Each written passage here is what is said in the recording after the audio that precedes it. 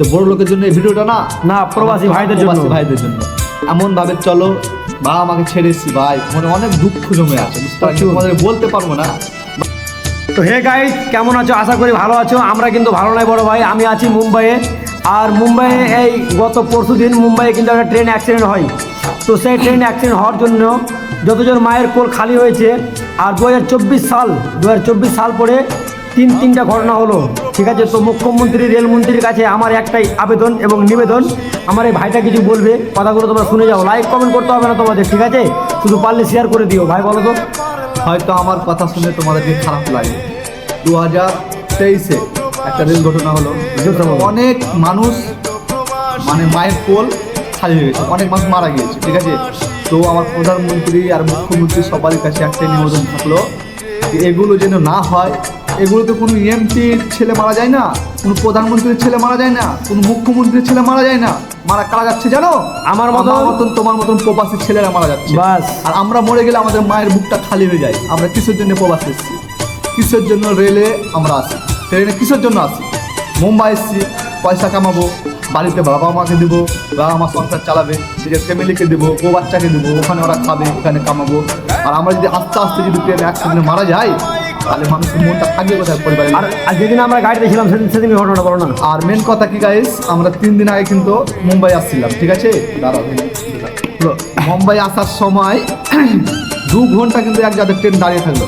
2 ঘন্টা বুঝতে পারছিলাম আমরা কি হয়েছে, ঠিক আছে। তারপরে কিন্তু আমাদের মোবাইলে ফোন এসেছে, বলছি দাঁড়াও। তারপরে একজন জিজ্ঞাসা করছি, ভাই কি হয়েছে এখানে? তো বলছে মুম্বাই থেকে যেটা হাওড়া ট্রেনটা আসলো, ওটা অ্যাক্সিডেন্ট হয়ে গেছে মালগাড়ির সাথে।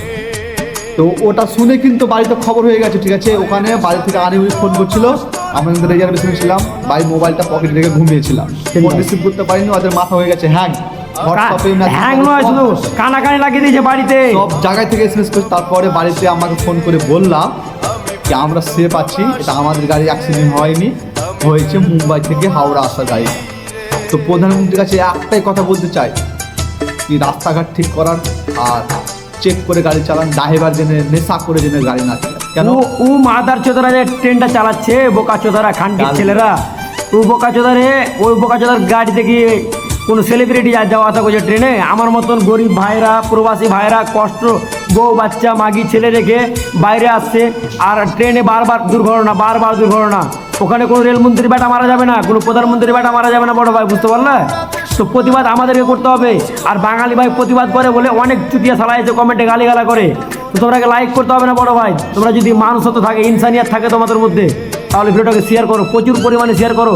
আর মুখ্যমন্ত্রীকে আমি একটা কথা বলবো, 2024 সাল পরে তিনটা ঘটনা হলো, ঠিক আছে। এই কিছুদিন আগে হয়েছিল আবার উড়িষ্যাতে, আর আমাদের একটা ঈদের দিনে হয়ে গেছিল শিলিগুড়ির দিকে, আর আমাদের ঈদের দিন হয়েছিল শিলিগুড়িতে, আর আবার তোমার এখানে হলো আমাদের এখানে ঝাড়খণ্ডে, যেটা গত পরশু দিন হয়েছে ওটা ঝাড়খণ্ডে হয়েছে, ঠিক আছে।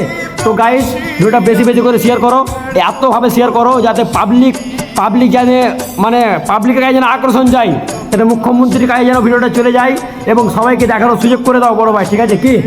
আর তোমরা একটু আন্দোলন করো যেন এগুলো যেন হয়। যখন ট্রেনটা অ্যাক্সিডেন্ট হয়েছে সবাইকে আন্দোলন করতে হবে, সবাইকে। আবার বুকটা নিজে থরথর করে কাঁপছিল, কাঁপবে না বড় ভাই, মানুষ ওখানে সবাই ভাই, ওখানে কত মায়ের ছেলে ছিল বলো, কত মায়ের বউ বাচ্চা ভাই এসেছে। ওখানে কি কোনো রেলমন্ত্রী ছেলে মারা যাবে, কোনো মুখ্যমন্ত্রী ছেলে মারা যাবে, কোনো বলিউড সুপারস্টার ছেলে মারা যাবে? ওখানে যাতায়াত করছে আমার মতো প্রবাসী ভাইরা। আর সেই দিন আমরা ট্রেনে ছিলাম, বাড়ি থেকে অনেক ফোন করেছে, আমাদের ফোনটা রিসিভ করতে পারিনি, মানে আমরা ঘুমে ছিলাম। 2 ঘন্টা এক জায়গায় গাড়ি দাঁড়িয়েছিল। আমরা ভাবছি এমনি হয়তো দাঁড়িয়ে আছে, সিঙ্গেল পাচ্ছে না, কিন্তু বাস্তবে সিঙ্গেল নয়। আমরা 30 কিলোমিটার ভিতরে, মানে আমরা 30 কিলোমিটার আগে ছিলাম, আর যেটা অ্যাক্সিডেন্ট হয়েছে ওটা 30 কিলোমিটার পিছনে, ঠিক আছে। তো গাইজ কি বলবো তোমাদের, ভিডিওটাকে এত পরিমাণে শেয়ার করো, ওই মুখ্যমন্ত্রী রেলমন্ত্রী ও খানকির ছেলেদের কাছে যেন পৌঁছে যায়, ও বোকাচোদাদের কাছে। ওখানে একটাই আমরা চাই, কোনো ড্রাইভার মাল খেয়ে নেশা যেন না করে যেন কোনো ট্রেন চালানো হয়, ঠিক আছে। কারণ একবার দুবার নয়, 2024 সালে 3বার ঘটনা হয়েছে, কি 3বার 2024 সালে 3বার ঘটনা হয়েছে।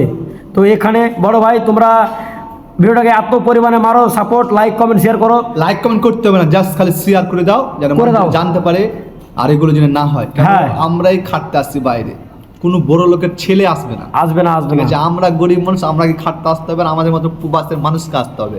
বাবা মা আছে, আমরা যদি পয়সা না পাঠাই তো আমাদের ফ্যামিলি চলবে না। কেন চলবে না কি আমরাই কাজ করে খাই, আর আমরা যদি মারা যাই ট্রেনে আস্তে আস্তে তার টাকা পাঠালে বাড়িতে চলবে, না হলে শেষ। বাস। বুঝতে পারছো?